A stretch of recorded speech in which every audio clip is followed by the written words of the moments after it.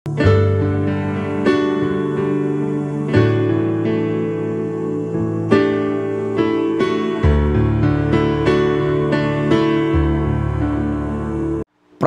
క్రైస్తవ జీవితంలో ప్రాధాన్యమైన కర్తవ్యం తెలియజేసే అద్భుతమైన మాట, నేడు నీవు నాతో కూడా పరదేశులో ఉందువని నిశ్చయముగా నీకు చెప్పుచున్నాను.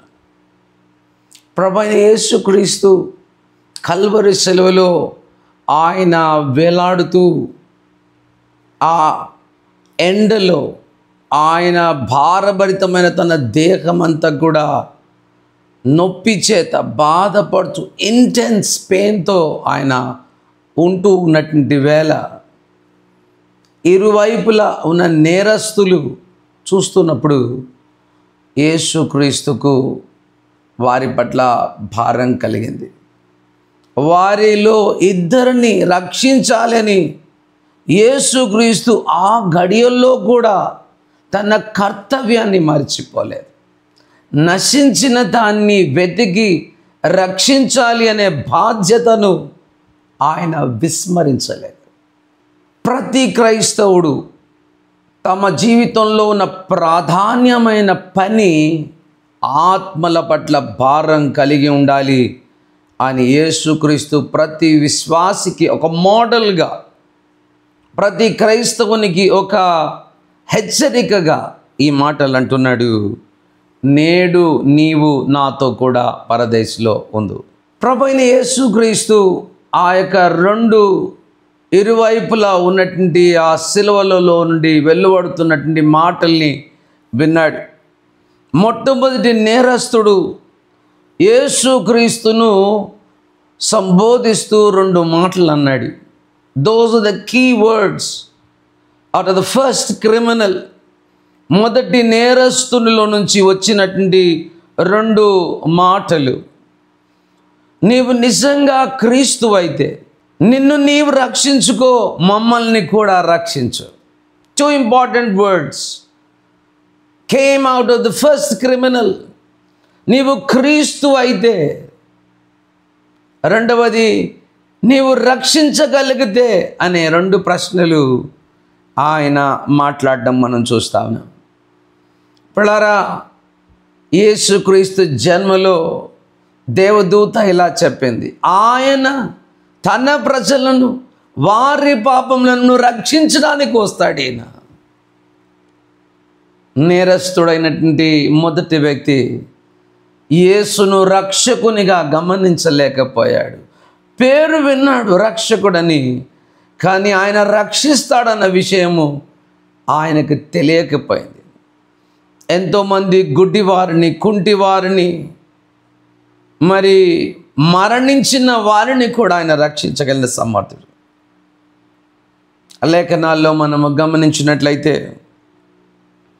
పొట్టి జక్కయ్య ఆ యొక్క గాథలోని సందర్భాన్ని చూసినట్లయితే, నశించిన దాన్ని వెతికి రక్షించుటకు మనుష్య కుమారుడు వచ్చెను అనే మాటను మనం చూస్తున్నాం.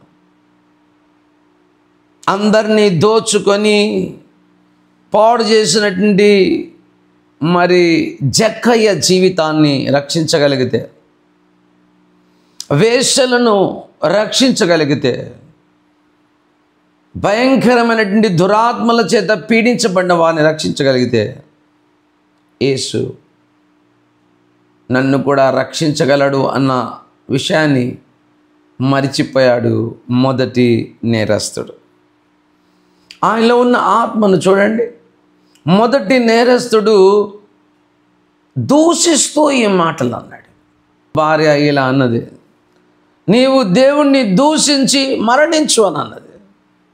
ఆ రీతిగానే ఫస్ట్ క్రిమినల్ యేసు క్రీస్తుగా తన పెదవుల గుండా వచ్చింది.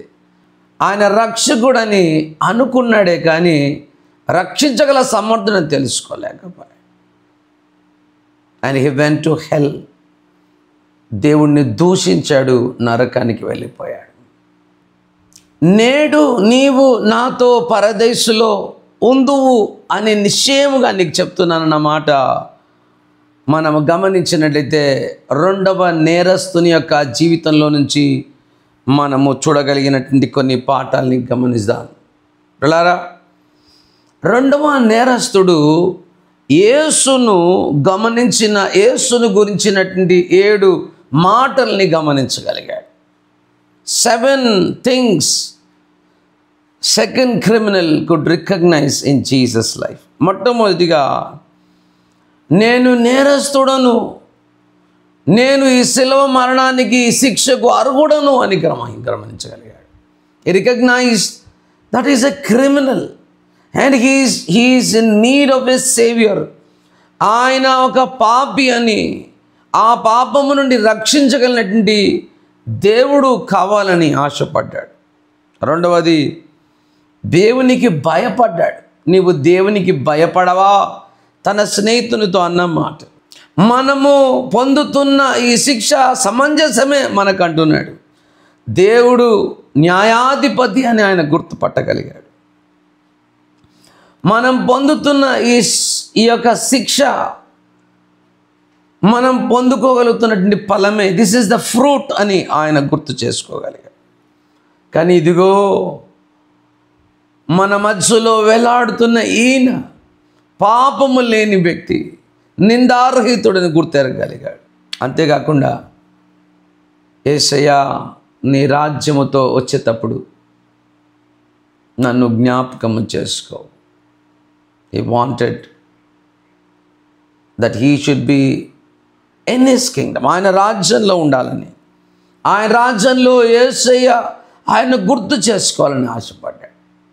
యేసు ఆ వ్యక్తిలోని విశ్వాసాన్ని గమనించి అంటున్నాడు, నేడు నీవు నాతో కూడా పరదైసులో ఉండు. నేరస్తుల్లో నుంచి నేర్చుకోగలిగినటువంటి, రెండవ నేరస్తుల్లో నుంచి నేర్చుకోగలిగినటువంటి 3 ప్రాముఖ్యమైన పాఠాలని మనం గుర్తు చేసుకుందాం. మొదటిది, ప్రతి క్రైస్తవుడు గుర్తెరగాల్సినటువంటి ప్రాముఖ్యమైనటువంటి పాఠం ఏంటంటే, ఒక వ్యక్తి క్రైసిస్లో ఉన్నప్పుడు ఆ వ్యక్తి సత్యానికి దగ్గరగా ఉంటాడు అన్న విషయాన్ని మనం గుర్తెరగాలి. ఒక వ్యక్తి చాలా దుఃఖంలో ఉన్నప్పుడు సత్యాన్ని నేర్చుకోవడానికి ఆశపడతాడు అన్న విషయాన్ని మనము గ్రహించాలి. More recipient to the truth when people are in crisis. కనుక ఈవేళ మనం గుర్తుంచుకోవాలి, ప్రభు తట్టు ఒక వ్యక్తి రావాలి అంటే, ఒక క్రైసిస్లోకి ఒక వ్యక్తి వచ్చినప్పుడు సత్యాన్ని వెతకడానికి ఆ వ్యక్తి ఎంతో ఆశపడతాడు. మనమందరం కూడా ప్రార్థించాలి, దేవుణ్ణి అడగాలి, అవకాశాలను వెతకాలి. ప్రభా, ఈ వ్యక్తిని నీవు రక్షించాలని నీవు ఆశపడుతున్నావన్న ఆ ఓపెన్ మైండ్ కలిగి ఉండాలి. యేసు ఆ సిలువలో ఉన్నటువంటి ఆ దొంగను, ఆ నేరస్తుని చూసినప్పుడు ఆ వ్యక్తిలో దేవుని విశ్వాసాన్ని చూడగలిగాడు, కనుకనే రక్షించగలిగాడు. ఈవేళ మనకు కూడా అలాంటి కన్నులను ఇవ్వాలని, అలాంటి చెవులను దేవుడు మనకి ఇవ్వాలని మనము ప్రార్థించాలి. చూడండి, యేసుక్రీస్తు విపరీతమైన నొప్పిలో ఉన్నాడు. ఆయన దేహము పూర్తిగా గాయం పొందింది. అలాంటి గడియల్లో కూడా రక్షణలోకి ఒక వ్యక్తిని తీసుకురావడానికి యేసుకున్న కన్నులను చూడండి, యేసు యొక్క చెవులను చూడండి. He was hearing to the call of that criminal. ఈవేళ పిల్లారా, మొదటి పాఠం, మనమందరం కూడా ఎదుటివారి అంగలార్పును, ఎదుటివారి దుఃఖాన్ని, ఎదుటివారిని రక్షించాలన్న భారాన్ని మనం ఎప్పుడు కూడా చూస్తూ ఉండాలి. అలాంటి అనుభవాల కొరకు దేవుని తట్టు చూడాలి, ప్రార్థించాలి. రెండవ అనుభవాన్ని మనము గమనించినట్లయితే, ఎన్నడూ కూడా మన స్నేహితులు రక్షణలోకి రారు అనే నిరీక్షను మనం కోల్పోకూడదు. మన దగ్గర ఉన్నటువంటి వారు రక్షణలోకి రాలేరేమో అనే ఆశయాన్ని కోల్పోకూడదు. నా తల్లి, నా తండ్రి, నా కుమారుడు, నా కుమార్తె రక్షణలోకి రాలేడేమో అనే నిరీక్షణ ఎప్పుడు కోల్పోదు. కొంతమంది తల్లులు, తండ్రులు తమ పిల్లల గురించి అంగలారుస్తూ ఉంటారు, వీరు రక్షణలోకి రారేమో అని. But we should never give up hope for hour unsaved close relatives, friends. ఎన్నడూ కూడా నిరీక్షణ కోల్పోకూడదు. వీరు రక్షణలోకి రారు అని అనుకోవడానికి వీల్లేదు. వారు చాలా సుదూరమైన మార్గానికి నడిచి వెళ్ళిపోయారు, తిరిగి రాజాలరు అనుకోకూడదు. మనమందరం కూడా ఎల్లప్పుడూ నిరీక్షణ కలిగిన వారమై ఎదురు చూడాలి. దేవుడు వారిని రక్షించగల సమర్థుడని వారి తట్టు వారి కొరకు ప్రార్థించాలి. మూడో పాఠాన్ని మనము గమనించినట్లయితే ప్రియులారా, ఎన్నడూ జడ్జిమెంటల్గా ఉండకూడదు. వీడు చాలా దుర్మార్గుడు, వీడు పరలోకానికి రానే రాడు, అలాంటి జడ్జిమెంటల్ మనం ఎన్నడూ కూడా చేయడానికి వీల్లేదు. మేబీ ఆ దినాలలో శాస్త్రులు, పరిచయులు ఈ నేరస్తుల్లో ఎప్పుడైనా తటస్థించి నీవు పరలోకానిక, నీవు రానే రావు, మేమైనా వెళ్తాం కానీ నువ్వు రావని ఉండొచ్చు. పిల్లారా, ఆ శాస్త్రుల్లో కొంతమంది పరలోకానికి వెళ్ళకపోయి ఉండొచ్చు, కానీ యేసు ఈ నేరస్తునితో అంటున్నాడు, నేడు నీవు నాతో కూడా పరదేశంలో ఉంటావు. So don't be judgemental. ఈ క్రిమినల్స్ లేకపోతే ఈ యొక్క నేరస్తులు బలాత్కారంతో కొంతమందిని చంపి ఉండొచ్చు, ఫోర్స్ఫుల్గా కొన్ని తీసుకొని ఉండొచ్చు, బలవంతం చేసి వారి నుంచి లాక్కుండొచ్చు. అలాంటి నేరస్తులను ఆ దినాలలో కాల్చి చంపేసేవారు, తల తీసి చంపేసేవారు, రాళ్లతో కొట్టి చంపేసేవారు. అయితే ఘోరాతి ఘోరమైన నేరస్తులను మాత్రమే ఈ సిలువకు అప్పగించేవారు. అలాంటి ఘోరాతి ఘోరమైన పాపాన్ని చేసిన వ్యక్తితో యేసు అంటున్నాడు, నేడు నీవు నాతో కూడా పరదేశంలో ఉంటావు. ఈ వ్యక్తి రక్షణ పొందడానికి అర్హత లేదు. ఈ వ్యక్తి దేవుని క్షమాపణ పొందుకోజాలడు. అలాంటి స్టేట్మెంట్స్ని మనం చాలాసార్లు చేస్తుంటాం. పిల్లారా, మనం గుర్తుంచుకోవాలి, డోంట్ బీ జడ్జిమెంటల్. ఎన్నడూ కూడా తీర్పు తీర్చకండి. భయంకరమైన ఘోరమైన పాపిని కూడా ప్రభు క్షమించగల సమర్థుడైన విషయాల్ని మనం గుర్తుంచుకోవాలి.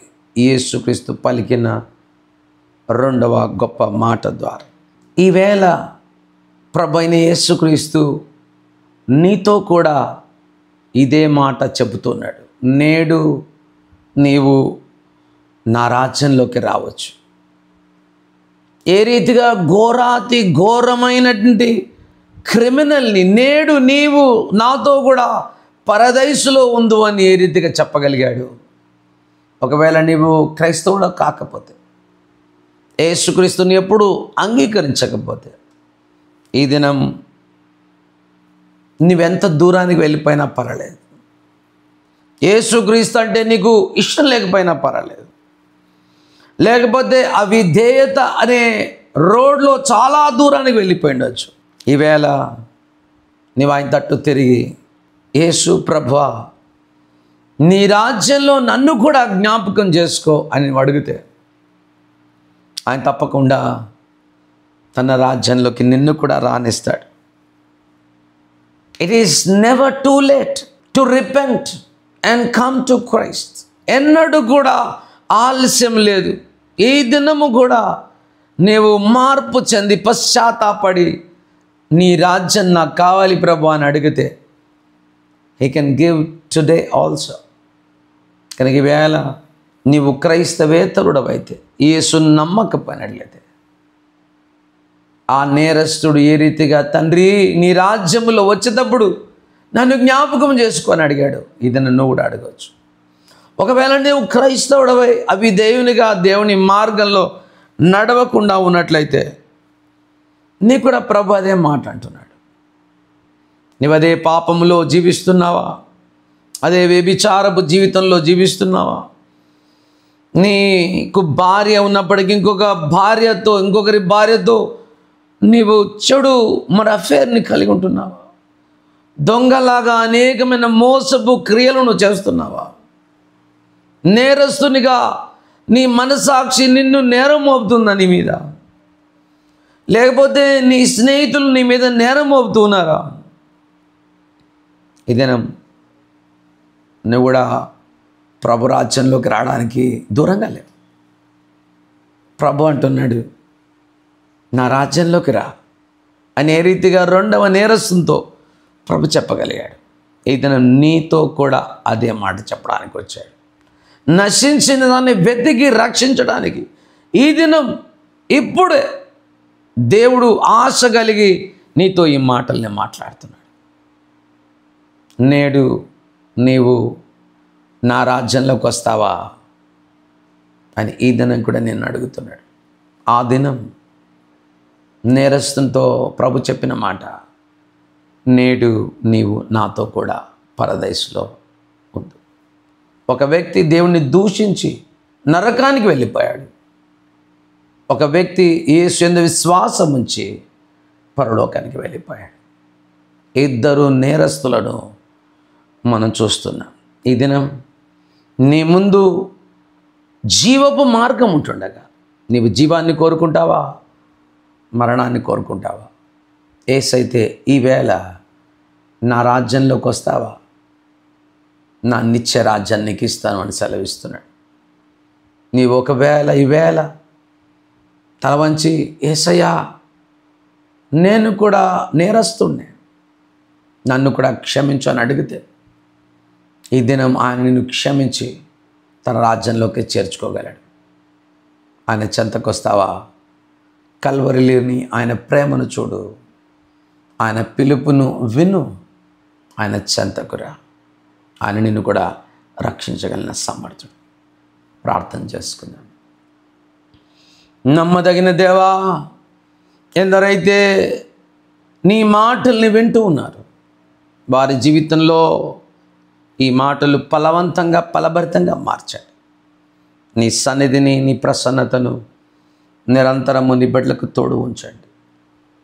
నీవు ఈ దినం కూడా ప్రభా ఈ మాటలు వింటున్నటువంటి ప్రతి ప్రేక్షకుని హృదయాన్ని మీరు పురికొల్పి మారు మనస్సు అనే గొప్ప అనుభవాన్ని వారికి దయచేయమని, నీ ప్రజలకు నిండు దీవెనలు దయచేయమని యేసునామమున ప్రార్థిస్తున్నాం గొప్ప తండ్రి. ఆమేన్.